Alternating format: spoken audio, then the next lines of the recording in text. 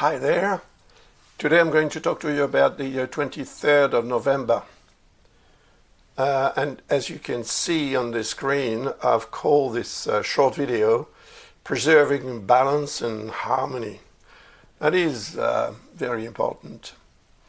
On a daily basis, actually, not just on the 23rd of November, but it's going to be more important perhaps on the 23rd of November because the moon is going to reach the position of Vesta and align with it, and that's going to trigger the need for us all, differently from one person to another, of course, to restore or preserve balance and harmony and maybe justice as well. Let's have a look at the chart. You see, the moon is here at 4 degrees in Capricorn. It was transiting in Sagittarius before, so it is changing from fire to earth. And earth indicates a more rational tendency. And I think that if we are rational, we can better organize our life and deal with any situation better as well. So it's all very positive if we accept the fact that we will need to actually do something concrete to preserve or restore balance, harmony, and perhaps justice as well, as I said earlier on. So there is a false aspect with Neptune. It's supposed to be a square, which is a 90-degree angle. And usually the square creates a link between elements that are not really easily compatible. You see, if Neptune was in Aries, there would be a true aspect. But because Neptune is in Pisces, and because Pisces is a water sign, which is of course much more compatible with an earth sign, earth and water, cement and water, clay and water and so on. So it's more constructive.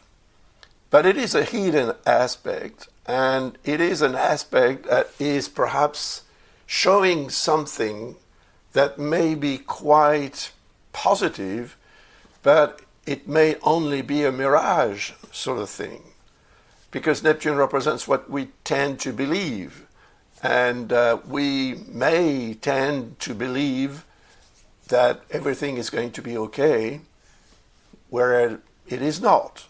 So the advice on that particular day and around that time, which is 7 in the morning, universal time on the 23rd of November, is to be rational as much as possible and without rushing to any conclusion, and without also letting ourselves be influenced by what we want to believe. So intuition, inspiration is may be necessary as well to deal with the situation, but it needs and it will need to be rational. So the more concrete you are, the more objective you look at what is going to happen, will allow you to better deal with the situation and preserve or restore perhaps a sense of balance and harmony, and perhaps sense of justice as well. So that's a very interesting actually configuration. It's going to have an influence not only at 7 a.m. on that day, but after that as well. I would say that more or less for the whole day.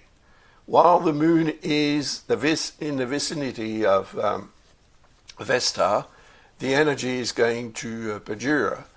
And because it is at 4 degrees, and 4 degrees for the moon represents about 8 hours, that's the time that the moon needs to travel around the zodiac about 4 degrees. So That means that it's going to begin in the evening of the 22nd of November.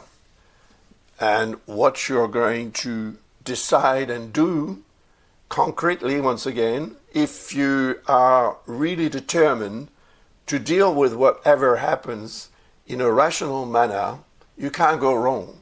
But if you let yourself influence by your belief or any other person's influence that may come across as something very positive, then you run the risk of being disappointed.